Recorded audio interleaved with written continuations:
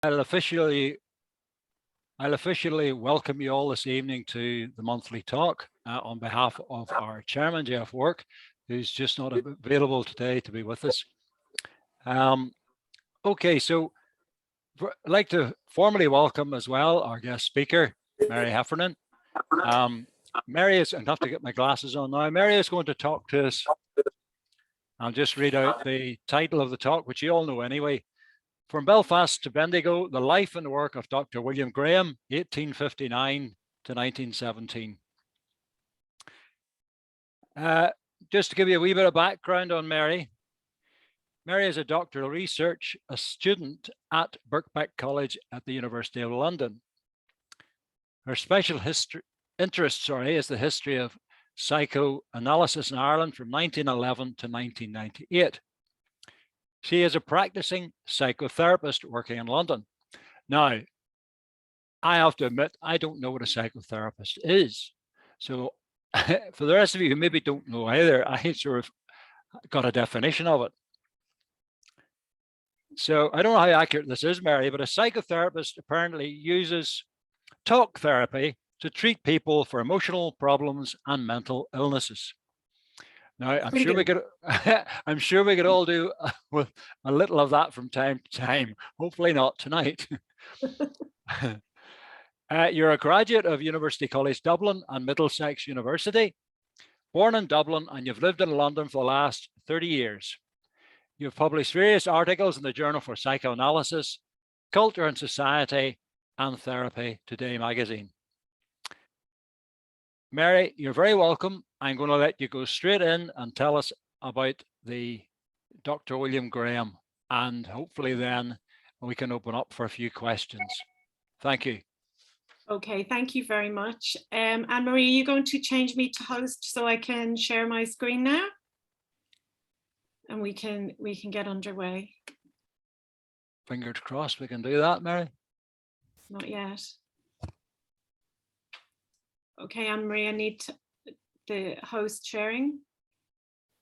So I'm just going to put up the screens. Quite a bit to get through tonight, and I usually go through the screens pretty quickly, but we will go back. There'll be plenty of time at the end. I also was saying to Anne-Marie today that I've included a book list at the end of the references I've used and further reading for anyone who wants to do more reading. As you were saying, this chapter on William Graham is part of a wider doctoral thesis on the history of psychoanalysis in Ireland. But tonight I've focused a bit more on his role as superintendent of the Purdysburn Asylum because that's the local interest, and maybe a little less on psychoanalysis and a little bit more about him as a writer and his contribution to the development of the history of psychoanalysis. That's great, we can share now. Okay. Fine. So can everyone see? Just give me a thumbs up if everyone can see that. Great. Okay. So sorry, I'm just trying to get you guys out of my eye line here a little bit. Can't really. Okay, we'll carry on. So we're going to talk about the work of William Graham. William Graham. Before we start, I do want to say this about the language that we use in historical research for mental health. And we think about the language and we reflect on it because back in William Graham's time, a lot of language is used for people who suffered from mental health problems that we would never use now. So on the right there, you can see from the Belfast Telegraph, Belfast and its lunatics. We use that expression now, also idiot, imbecile, this kind of language. Where I can, I try not to use that language, but also we don't want to whitewash it. We don't want to forget that that kind of language was used. It's important to remember that in the history. So I just want to say that at the beginning, that we do reflect on the language we use in research. So William Graham, you can see his headstone on the right there. I took that photograph in a very wet and windy Dundrod churchyard a long time ago. Born in Dundrod in 1859, he was the medical superintendent of the Belfast Asylum from 1879 until his death in 1917 at only 57, which was very young and sad that he died so young. He was an asylum doctor, a writer, and an anthropologist. So this is the Graham family, quite a large family. There were 8 siblings in William's family. His brother, the Reverend Thomas Graham, who's a Presbyterian minister, had 12 children, and you can see them all there. So I'm going to reduce them down to the ones we're going to be talking about this evening. So there on the left, we have William himself, his brother Samuel. His brother Samuel was superintendent of the Holywell Asylum. And his other brother, John Saunders Graham, he had a private asylum in Ligoneel, died very young, and he contracted pneumonia at a very young age. And he was attended at his death by Sir William Whitla, which gives you some idea of the impact of the Graham family. In other places, I have to explain who William Whitla is, but I'm glad that today I don't. One of the most eminent doctors in Northern Ireland. And this is the Reverend Saunders Graham, William's brother, and his sons, Robert, Samuel J, and Norman, were all at the Belfast Asylum as well as superintendents at one time. Norman was the superintendent, Samuel was the superintendent, and Robert, sadly also, who died young. He worked at the asylum as a medical officer, but he was a neurologist at Queen's, a very eminent student. He won the Hutchison Stewart Scholarship, which is still available there, a very bright young man. We'll come back to him shortly. And here's a photograph of the Reverend Graham and his 12 children, a very impressive brood. So William, his early training in 1882, he took his MD at Queen's, educated in London and on the continent. We can't find in the research at the moment exactly where. I'm pretty sure he studied in Germany at some point. He spoke German. He seemed to be very familiar with German, and possibly France as well. And he took the Edinburgh license in 1883. We have to be careful there with Edinburgh. He may not have actually gone to Edinburgh, because you could get the license at that time without actually studying there. But he was very influenced by Sir Thomas Clouston, who was in charge of psychiatry in the Edinburgh School, and they were renowned at the time. 1884, he became assistant medical officer at the Belfast Asylum. So his very first posting after his studies was to the Belfast Asylum, assisting Dr. Merrick. Dr. Alexander Merrick was quite famous in his own right as the superintendent. In 1886, he moved to Armagh, and he spent a couple of years in Armagh, where he did great things. He was very impressive. He was one of the youngest superintendents in Ireland and Britain at that time. And in 1897, he moved back for the big job at Belfast. So I'm going to say a little bit about insanity in psychiatry at the close of the 19th century. And across Europe, we had the Great Confinement. Up to that point, asylums had been terrible places, more like prisons. You know, we have these terrible images of early 19th century, 18th century people being chained to walls and punished in asylums. That all changed in the middle of the 19th.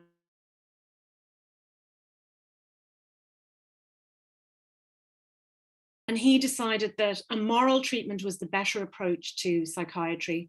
Patients needed to be shown kindness, productively occupied, so there would be work in the asylum for them. Insanity became increasingly regarded as a medical illness, lodged in the body. The other reason for the growth of asylum residency was the rise of asylum doctors or alienists. The term psychiatrist wasn't used outside Germany really till the end of the 19th century. People working in asylums here would be asylum superintendents or alienists. There were individual trainings here and there in individual asylums, not very much. The full specialist diploma in psychological medicine wasn't introduced until 1920, which is incredibly late when you think about it. But the Medico-Psychological Society did have their own training from time to time. From 1870 to 1814, the population in district asylums in Ireland trebled. The asylum was considered an essential social intervention and helpful for local economies. So we saw this huge rise in asylum membership. And here's a chart really showing that very starkly. Irish institutions from 1921, and you can see the dots there is the population declining, especially sharply after the famine. But asylum patients grew considerably and steadily right up actually to the 30s, really. So why this massive increase? Post-famine, the extent of poverty and deprivation in Ireland meant that there were people, and really the only place for them was the asylum. The stress of industrialisation and population increase, particularly in Belfast with the growth of the linen industry. There were social factors such as wintering in, and this was something where families would commit a troublesome member of the family to the asylum and then take them out again to bring in the harvest, or do some other service to the family. So there's this kind of social aspect of wintering in went on. There was a particular tendency in Ireland to see institutions as the answer to society's ills. The French philosopher Michel Foucault talks about this in terms of control, that asylums were about anyone who was the slightest bit deviant got shoved into the asylum till they learned how to behave themselves and came out again. Not everyone agrees with that view, but that's Foucault's view. And he also says that psychiatry and mental illness was a medical creation, that asylum doctors started to come up with labels for people, and it encompassed everyone. So they got all these people into the asylum who wouldn't be there these days. For the incurable or chronic lunatic poor, there was no other provision at this time. So people who had dementia, people who had what we would now call special needs or learning difficulties, they were all part of the asylum population. So we're going to look at the historical context in Ireland as well. At this time and during William's life, agitation for and opposition to Home Rule was growing. And the outbreak of the First World War would have an impact on William Graham and on psychoanalysis, and we'll come back to that. Religious inequality. In 1886, I can't see the figures there now because your little faces are covering them, but there were no Presbyterian superintendents in the whole of Ireland. And there was actually a deputation by a number of Presbyterian ministers to the Lord Lieutenant's office in Dublin, complaining bitterly that Presbyterians were being excluded from gaining senior positions in the asylums. By the time William was appointed, it went the other way around, and the newspapers in Dublin complained that there were only 6 Roman Catholic superintendents. So both faiths had been discriminated against in the asylum system. Belfast medical students were increasingly going for education abroad. They went on this sort of grand tour of Europe after they had their basic medical qualifications. So they go to London, Paris, Vienna, Edinburgh. And that was very important because they were bringing the latest ideas back when they went on these tours. So that was an important factor. And William and his nephews, they all went abroad for a lot of their training. So we can see the situation in Belfast with the old asylum, the original asylum, very overcrowded. And also the patients were held over several sites. So there was a number in the asylum, but there were also the insane poor, as they call them, being held in workhouses, in hospitals, and roaming the streets. Also in people's homes, they were trying to look after their mentally ill relatives at home. Ireland was one of the earliest places to embrace the asylum system, and there was a rapid expanse. 22 district lunatic asylums were built in Ireland over a rapid period. So we can see this growth. So here you can see when the original Belfast Asylum opened in 1829, there were 104. And there you can see the rise of over 900 in 1921. It's astonishing over that time, the growth. So we had a new generation of asylum doctors emerged in order to deal with this huge growth in people needing mental health care. And what they really were was the superintendent was the father of the asylum, the paterfamilias. So you imagine this Victorian gentleman, very stern, but hopefully kind as well. They were required to be of good social standing, be sensible, responsible, respectable gentlemen. The superintendents lived on the asylum grounds or very near the asylum. In William's case, he lived on the grounds in Purdysburn when it was built. Medical officers were not allowed to marry until they reached at least assistant medical officer level. But this ban was lifted in 1913. As you can imagine, there weren't many takers for the job under those circumstances. So William is an asylum doctor. When he'd been at Armagh as an assistant or as a superintendent, he had undertaken a big building project in Armagh and had great success. And he received what they called a good service bonus for the work that he did in Armagh. He got married. Obviously, as he was becoming a superintendent, he was able to marry, and he married Alexander Merrick's wife's niece, Stella, in 1888. Stella Dawson was born in Sydney. She was the granddaughter of Charles Kemp. Now, Charles Kemp was the Rupert Murdoch of his day in Australia. He owned the Sydney Morning Herald. He was a businessman, a politician, very well known in Australia. Her father, the Dawsons, were part of the Bomford-Jessup family in Meath, and the Bomford-Jessups could trace their origins in Meath back to Elizabeth I. So she was very well connected, Stella, in many ways on both sides of her family.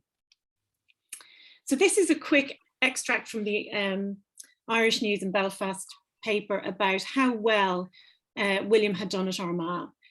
George Plunkett O'Farrell was the inspector of lunatics. He came around and inspected the asylums. And he talked about the smooth management, in every respect satisfactory, it says. So William had done a great job in Armagh. William's nephew, Robert Graham, was appointed around the same time as him, assistant medical officer at the asylum. He died very young, age 32. Now, at the end, if we have time, and I know we're a bit behind, I might say more about Robert because he's an interesting figure as well. Samuel Graham, excuse me, William's nephew, would succeed him at Belfast, followed by Norman Graham. Now, nepotism doesn't seem to have been an issue for them, although by the time Norman succeeded at Belfast, the committee themselves started to worry about the appearance of nepotism. The Belfast Asylum governors had preferred to have Samuel Graham, William's brother, because he'd already been at the asylum, but the Lord Lieutenant's office intervened and they decided that William should have the post at Belfast. Samuel was moved to Holywell, where he had a very long and successful career himself. But when I was researching this really stuck in my mind, and I thought, why? Why was this intervention on William's behalf? And I think I might have the answer. So at the top, you can see the birth, marriages and deaths column. Graham Dawson, this is William and Stella's marriage. And I found the announcement of their marriage in the Freemason, which is a journal of the Freemasons. So William, there's no evidence William was a Mason at all, but I think Stella's father was. And this is how there was some intervention. At the bottom, you can see the previous Lord Lieutenant had been Grand Master of the Freemasons in Ireland, and there was a lot of complaining about Freemasonry in the Dublin civil service at this time. So there's a strong possibility that William's father-in-law may have intervened to help him into the job in Belfast. But William was good on his own merits. He was still a good candidate. So here's the old asylum, the original Belfast Asylum, and I think you can see it's a fairly grim looking building. Bars on the windows, excuse me, there would be cells, each patient would have a cell, and it was really more like a prison than a hospital. So William says in 1902, the old asylum buildings are antiquated and wanting in most of those accessories now considered of such importance in the treatment of the insane. Sorry, is anyone on mute? Okay. In 1911, he said, and I'm a bit mischievous putting in this quote from William, he said, we should seek to level up the lower deeps of social life and not sink down to their degraded and unlovely characteristics. And I've put leveling up because all historians know there's nothing new under the sun. So William was doing leveling up back in his day as well. So 1893, the asylum governors decide to relocate the asylum to Purdysburn. And you can see here the extent of the estate, land bequeathed by Robert Narcissus Batt. Originally 295 acres were purchased, but I think in the end they had 500. They just kept sort of adding on and buying bits and bits and adding on. The Fever Hospital was also on the same site. This is the house on the asylum. This is where William and Stella would have lived.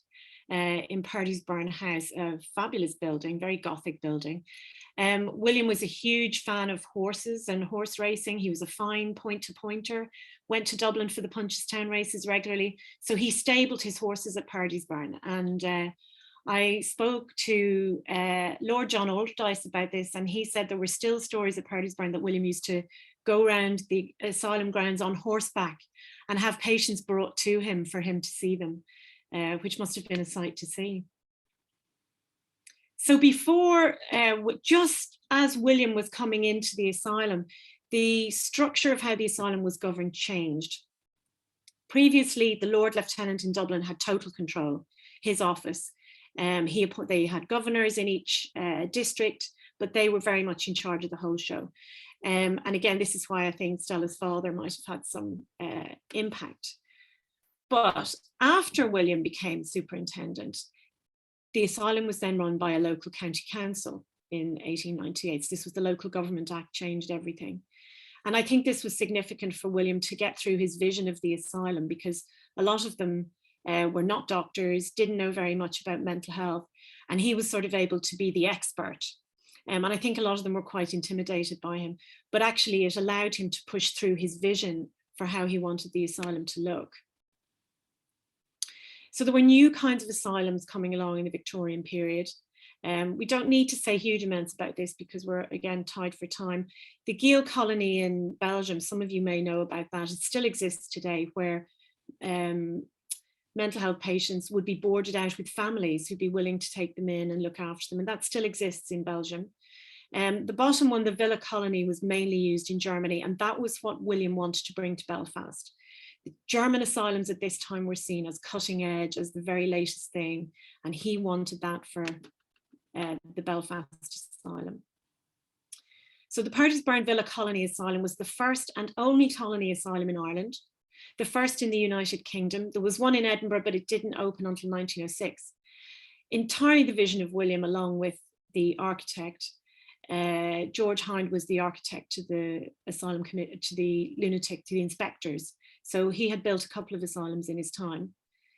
1902 to 1906, 4 domestic villas were built on the site, and these villas were large red brick buildings. This wasn't just a little place, they were big, impressive Victorian buildings. 1909 to 1912, they built 6 further villas, and an admin block, recreation hall, churches for all the faiths, a mortuary, laundry and workshops, and specialist observation and acute wards were added. Each villa would contain a particular class of patient: men, women, acute patients, rehab patients, new patients would all be in the different villas. And this was considered very important by the psychiatrists at the time, that you segregated people and treated them accordingly. So William chose as his model the Alt-Scherbitz asylum in Germany, which at the time was considered the best of its kind. In 1853, Hack Tuke, who was a very famous psychiatrist in Britain attached to the York Retreat, while on his honeymoon visited the asylums of Europe. Oh, what a lovely honeymoon, wow.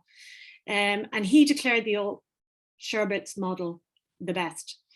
And again, we're going down. Thomas Clouston, who was a great influence on William, also wrote about Alt-Scherbitz as the best asylum, in the most advanced ideas of classifying and conditioning these insane and bringing them to cure and happiness.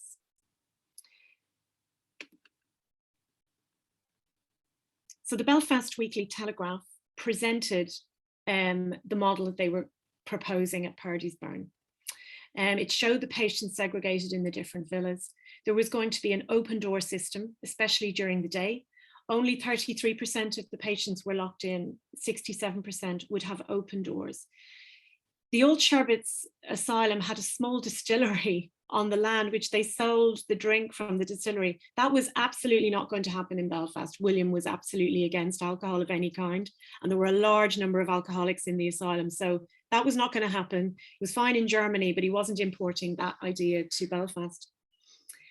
The old asylum in this piece in the Belfast Weekly Telegraph is described as dingy and cheerless, like the dark cabins of early Victorian ships. So the vision of William was to move away from that kind of building for people.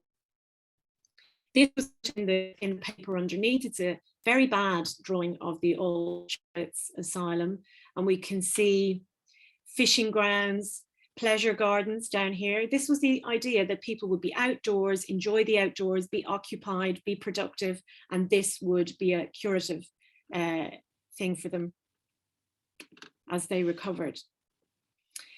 This is the Belfast Evening Telegraph, April 1904, and they do a drawing, a representation of the Villa Asylum, the villa in the asylum. So let's see how it looks. This is how it looked by 2015. Dr. Gillian Almond at Queen's University is an authority on architecture in asylums. If you get to read any of her books or any of her work, she's fabulous, and she talks about light and dark in the asylum and how important it was. You can see all the windows. The idea was there was lots of light coming in, not just that it was brighter for the patients, but it was easier for the patients to be observed if it was bright and light.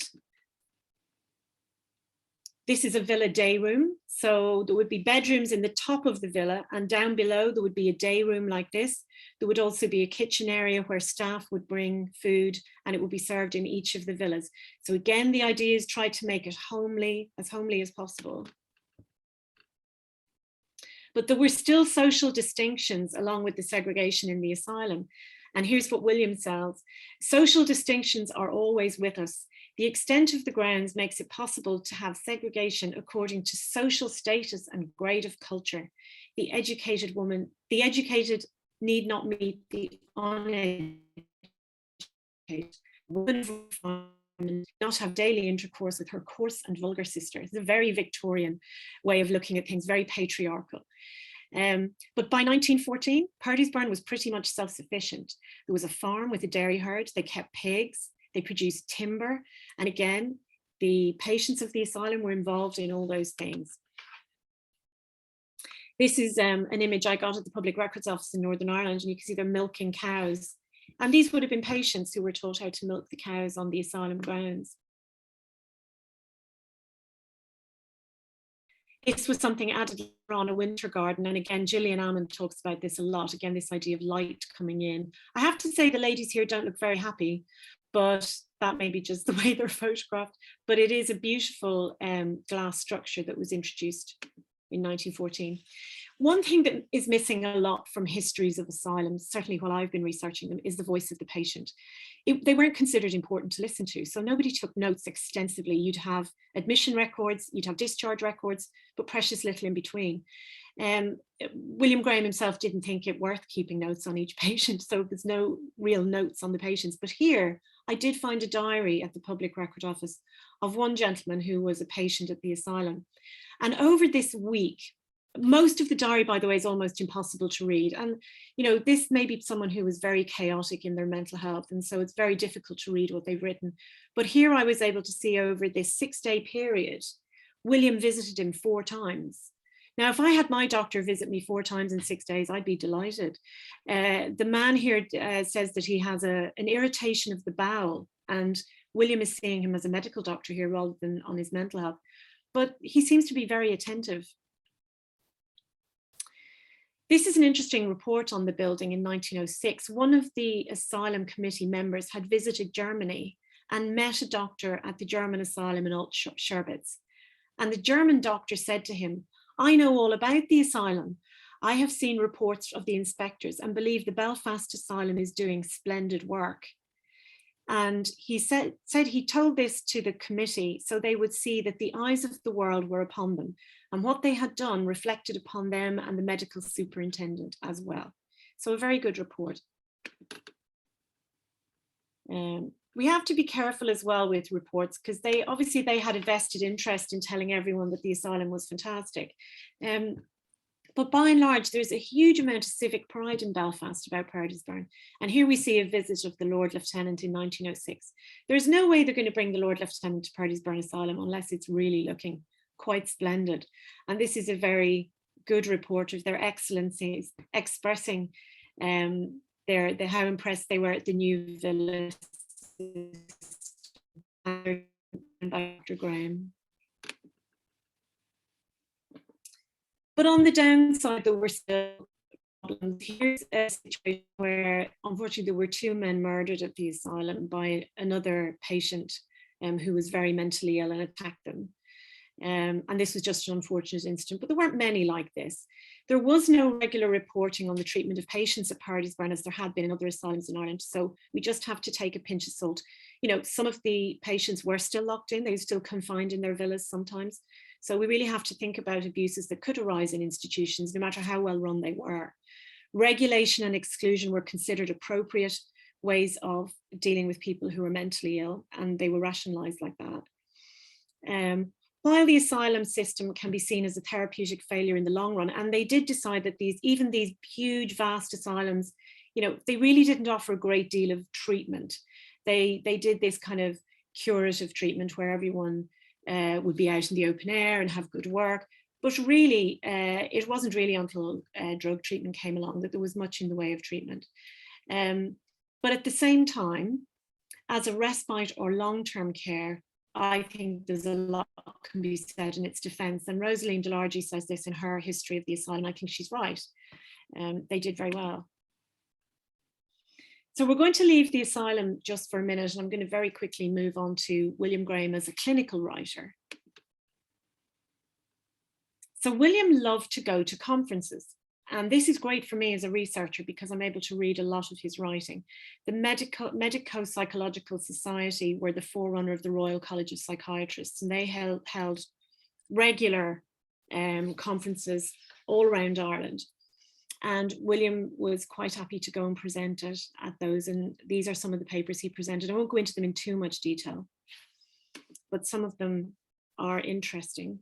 He also contributed a chapter on insanity to a textbook of medical treatment, which was written by William Calwell, another very famous Belfast doctor. He's ex-president of the Ulster Medical Society. And this is a 2-volume, huge medical textbook, still available in the Wellcome Library in London, where I had a look at it, and it's 2 huge volumes. But the chapter on insanity was written by William Graham. And it's fascinating because it gives an account of the kinds of limited treatments they were using. A lot of things like baths. Every time anyone was very distressed, they were put in a bath, it seems. Limited use of drugs. They had started using bromide to kind of put people asleep for a while if they were very distressed. Unfortunately, for people who suffered from eating disorders, there was a lot of force feeding, which isn't very pleasant. But we're still very lucky to have this chapter. It tells us a great deal about psychiatry at the time. Popularising mental health. Now, Sir William Clouston, who had been William Graham's inspiration at Edinburgh, was very keen on popularising mental health and good advice on mental health. And I also think that Stella's father, being the owner of the Sydney Morning Herald, was able to give some advice on how to get your work syndicated. Because what happened was William was writing the annual asylum report. And normally that was just a book full of statistics about the asylum, who was coming in, who was going out, how much they spent, how much the asylum staff were paid. But William started writing a narration alongside, and he would give forth his views on various aspects of mental health or issues of the day. And gradually newspapers around Britain and Ireland picked up on the report and started publishing extracts. So here we have the Yorkshire Post in 1909, where William's telling everyone about the mental relief of gardening. He was a big believer in being outside as curative for mental health, working in the garden. He also at the very end there says, dancing of all indoor recreations was good for mental disorders. All great lunatic asylums have their ballrooms. So there you are, Strictly Come Dancing may be very helpful for anyone who's suffering. So the Irish Times also 1909 picked up on the benefits of being outdoors, and these are all direct quotes taken from William's asylum reports. The Irish Times there picked up on alcohol. William was very anti-alcohol. He really believed that and you can see there he says, has specially evil effects. He was very down on alcohol, and there were a large number of alcoholics in Belfast and a large number of alcoholics throughout the asylums in Ireland. It was a big problem. So the Belfast newsletter in 1909, his article this time is talking about the benefits of sleep. This is actually quite modern and quite ahead of his time. He's talking about men, particularly in business. And he says men breaking down through overwork is rarely the case. It's far more generally that they have ill-regulated work complicated by insomnia. So he's talking about insomnia. I think we still talk about that today as a lack of sleep is a very serious issue for your mental health. But I've highlighted at the top the word unconscious, and that's very important because William is now starting to talk about the unconscious. And this is a huge change from the other asylum doctors of his day who said that really everything was medical, lodged in the body, mental illness came from lesions in the brain, that kind of thing. They never talked about the mind. And here for the first time, William is talking about the unconscious, so the mind rather than the brain. So really this is about William's influences. He had the same influence as most asylum doctors of his day, Darwin, Huxley. They talked about degeneration. And by degeneration, what they meant was someone in a family. So for example, my grandfather was epileptic. He suffered from epilepsy, and there were a lot of epilepsy patients in the asylum at this time. Someone who had that should not marry, because his subsequent generations would be tainted and would get worse and worse. There's this idea of degeneration through families. If someone suffered from mental illness, they had this idea that, you know, the successive generations would suffer. And of course, this is the source of a lot of the stigma around mental health that we have today. It's a wrong idea, it's completely wrong, but this kind of has lodged in people's minds that the family are tainted by mental health problems. And William was very influenced at the beginning of his career by people like that.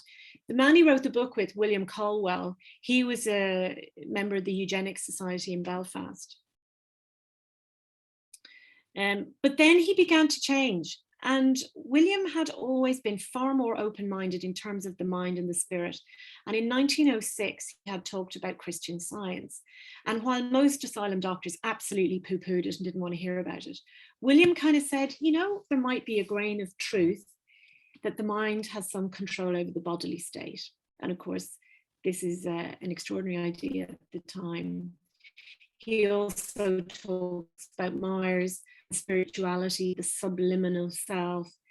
And in his chapter in Colwell's book, he also talks about Janet and Bramwell Milne, who were doing hypnosis at the time, starting to mesmerism to access the unconscious mind. This is really the cutting edge now. So 1911 in Dublin, the first paper in Ireland delivered to a professional gathering outlining the work of Sigmund Freud is presented by William Graham. He also refers to other analysts who we don't need to worry about. Graham's paper was delivered over the weekend of the 13th and 14th of July 1911. Papers in Britain considered the first papers were delivered the previous weekend. So by 1 week, I believe that William Graham was the first in the United Kingdom of Britain and Ireland to deliver a paper on psychotherapy, which is an extraordinary achievement. He says down here, men of international reputation assure us that they have acquired singular success in these psychical methods. So again, we're talking about psyche rather than body. This is a huge change in thinking on mental illness. In 1913, William Graham joined the London Psychoanalytical Society as a charter member. So this is him really at the very beginnings of psychoanalysis in London. And again, this has been overlooked by many writers in the past, but he's a very significant member of this group. There's a very interesting writer, Philip Kuhn, writes about the early days of psychoanalysis in Britain, and he names Graham as one of those early pioneers who were more or less disappeared from the Jones account. Ernest Jones was Freud's biographer, and he sort of wrote the history of psychoanalysis in Britain, but he edited a lot of people out. And one of the people he edited out was William Graham.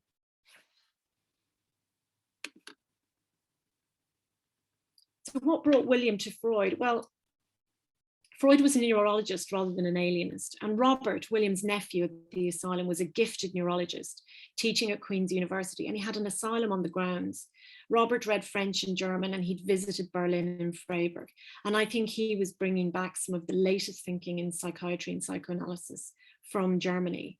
William could read German, and so he was able to read some of the very early literature.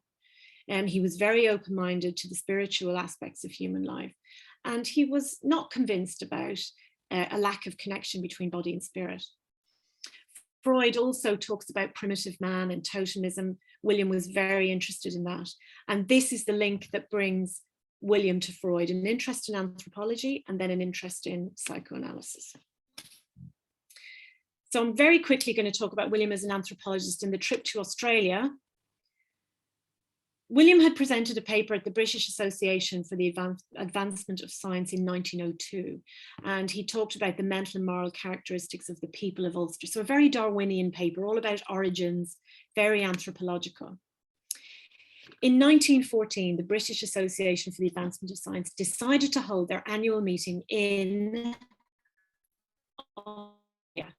And this huge event in 1914, unfortunately, of course, it's the outbreak of the war. And so this event has been kind of overlooked, both here and in Australia.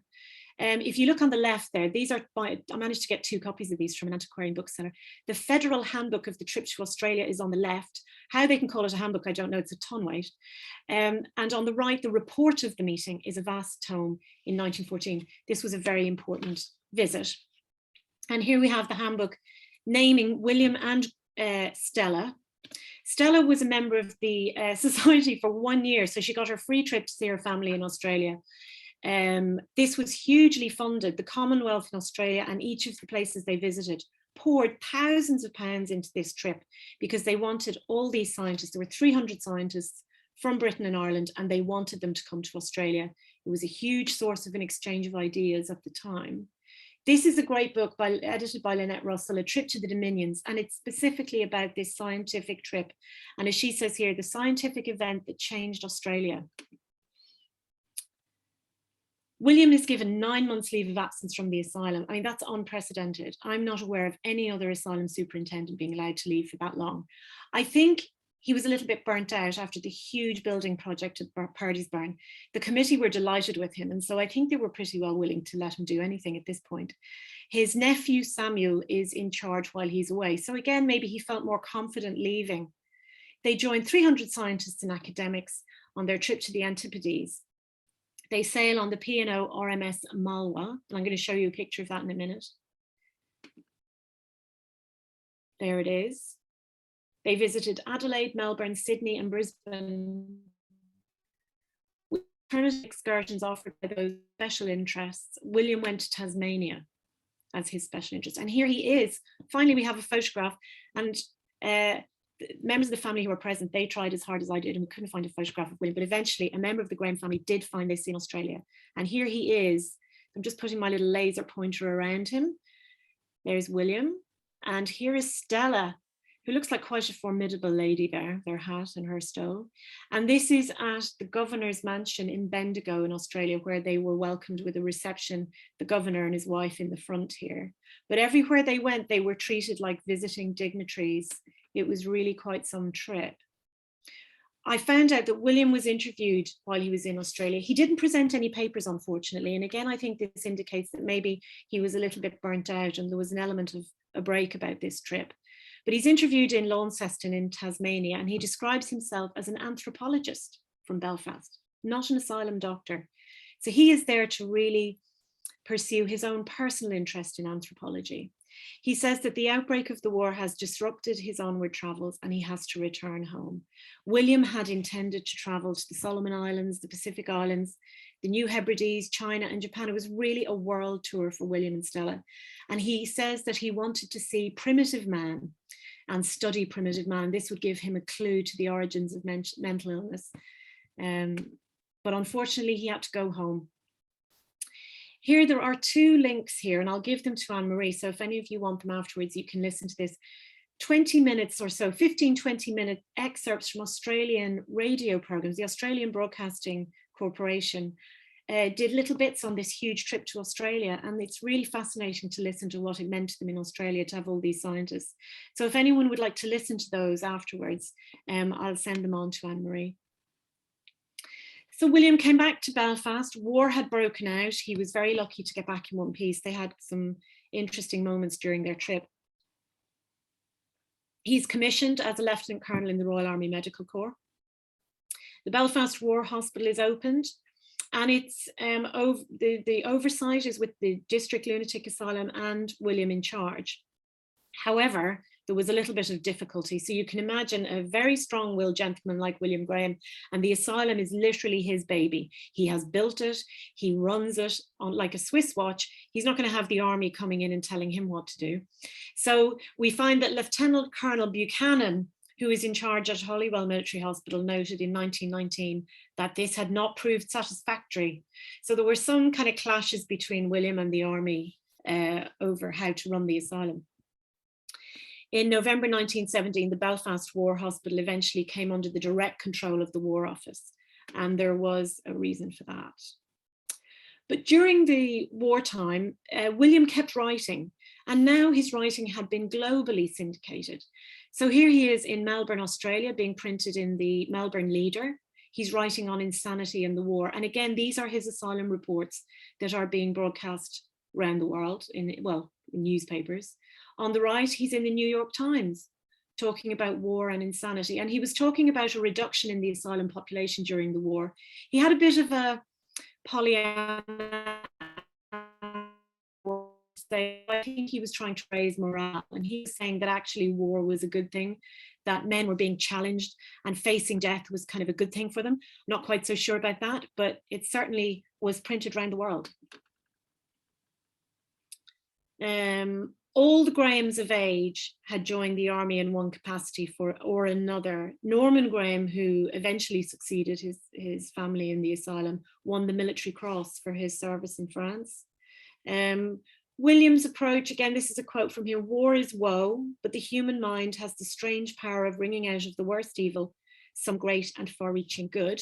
But he also wasn't very keen on extremes of pacifism or militarism. He very much took a middle line on the war. And he talked about women. And I wouldn't go as far as to say William was a suffragist, but he was very keen on women in the future. And this article was printed again in Australia, as well as in all the local papers. Activism for women's suffrage was much more prevalent in the North than the South at this time. William addressed his remarks in his asylum report to the sheltered daughters of the middle class. He said, "The war has enfranchised women," and that's a very important word, enfranchised, very deliberately used. It has set them from the benumbing conventionalities that threaten their psychic energies. And so far, it has contributed to soundness of mind and nerve. So that's a big plus for women. And William was widely quoted on that during the war. This woman, Caroline Plain, I came across this at the University of London because all her papers are there. She was a pacifist, a writer, and a social anthropologist during the First World War. She did the biography of the first woman to win the Nobel Prize. She believed the First War was the outcome of a shared mental illness among the peoples of Europe. She wrote a book called The Neurosis of Nations and the Pre-War Mind. And when I went through her papers, what did I find? But William's asylum reports. And at the very top, you can't see in pencil, but I can tell you it says, "With compliments, William Graham." So she was very interested and influenced by William's writing, his wartime reports. So sadly, in 1917, we come to the death of William Graham, and we can see her on the left. Probably an obituary that's a little bit over the top from the Belfast Telegraph, but everywhere there was an outpouring of grief at William's death and the loss to psychiatry and to the care of mental health people in Belfast. He really was mourned heavily. The paper on the left says the deceased was one of the greatest living authorities on mental disease. That's not really true, but he was very good. And his contributions to the literature dealing with the causes of insanity are classics, both from the point of view of literary beauty and scientific erudition. And I'd agree with a good bit of that. The legacy. So we're just coming to time. I'm afraid I've gone a little bit over, but we're just at the end. The legacy of William, his colleague William Colwell, and we have to remember William was a eugenicist. He believed in degeneration and Darwin and all that stuff. Completely turned around through his encounters with William. And he introduced training in psychotherapy for medical students from 1921 onwards. And he was quite a powerful figure in medicine in Belfast, so he was able to do that. My object is to advocate the introduction of a simple elementary psychology, normal and pathological, into the wards of a general hospital to train students and prepare them to take up this aspect of their professional life. And this is really the legacy of William Graham, who had written all about this for such a long time. Sadly, by the 1930s, and his nephew Samuel is in charge now, overcrowding became an issue again at Purdysburn. By the 30s, the real difficult issue was dementia. They were taking in a lot of dementia patients, and again, they were trying to expand the asylum. So here's the final quote from William. If it is true that the mental stamina of the Irish people is giving way, then a problem challenges the statesman, the teacher, and the scientist, as compared with which all other questions are as the small dust of the balance. If as a nation we are in danger of becoming lunatics, it does not seem to matter who governs us or how much land the peasantry can own. So for William, all politics and everything else, he was a good unionist, but all politics to him were as nothing compared to the importance of the mental health of the people of Northern Ireland. And I'm going to stop there. I'm really sorry there isn't much time for questions, but there's a little, and I'm giving the list as well to Anne-Marie of further reading and of the references of the books I've used. And so if we've any time for questions, I'd be happy to have them. Thanks very much, Mary. I think we've plenty of time for questions. So if anybody would like to ask a question, please feel free to go ahead.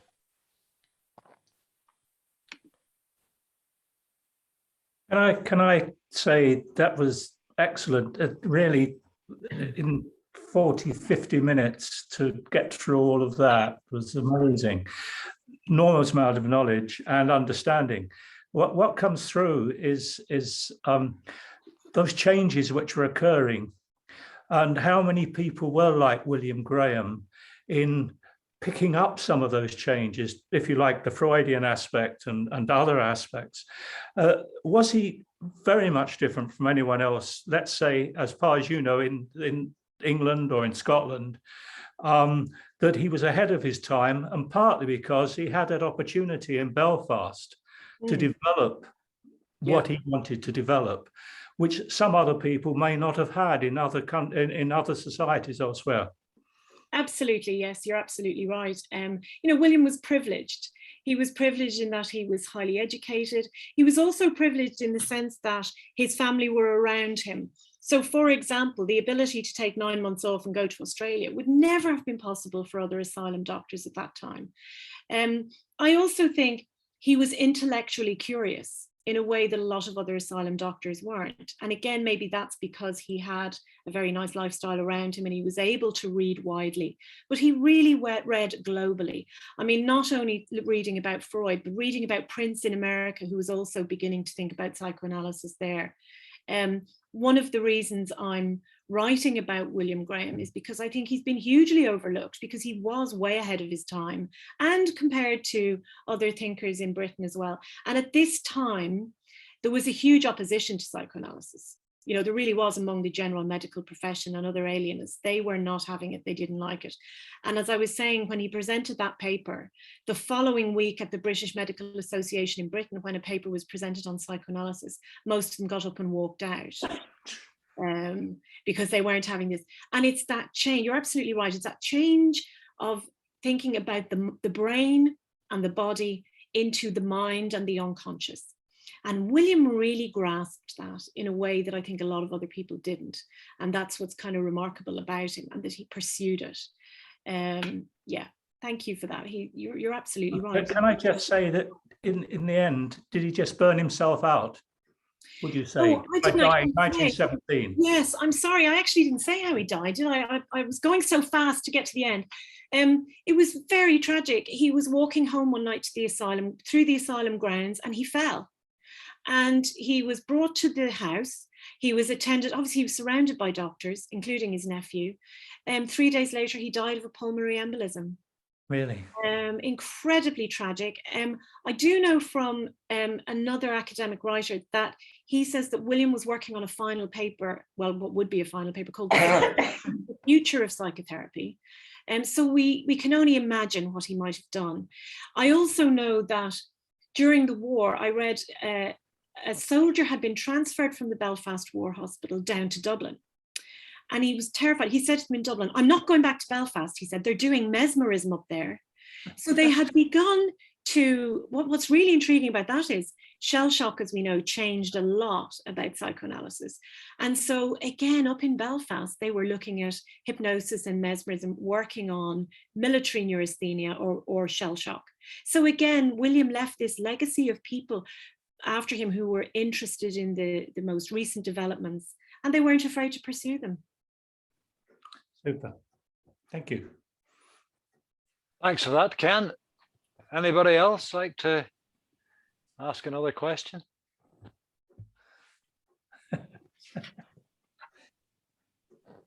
Oh, we're all back up again. Everyone's exhausted, probably, after all that. It's certainly very informative. I never would have known anything about the guy or the family, and how they're all involved in this area of medicine and so on.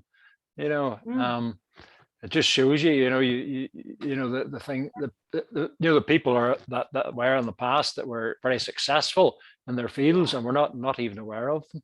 But I think also what fascinated me about it was, I think what happened to William happens a lot because he falls between two histories. So there's a little bit about him, quite an interesting piece in the British history of psychiatry, and then a very little bit in the Irish, the most recent history of Irish psychiatry. But he kind of falls in between the two. And so each one kind of, because he's in Belfast, kind of overlook him. Also, William had this thing about tea, for example. He didn't think anyone should drink tea, that it made you insane. And so people pick up that detail and then think, oh, well, that's crazy. And so they look away. But actually, what they need to do is really look at what he was doing and what he was writing about in his asylum reports. I mean, some people find the asylum reports a bit overblown, and they are very Victorian in their writing. But when you actually read them carefully, there's some extraordinary insights in them that are very advanced for the time. And I'm trying to draw those out.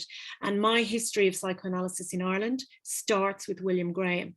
Other writers on the history of psychoanalysis have started in Dublin with a guy called Jonathan Hannahan, who was the first to have a sort of psychoanalytic practice. But my argument is, no, the first one is William, definitely.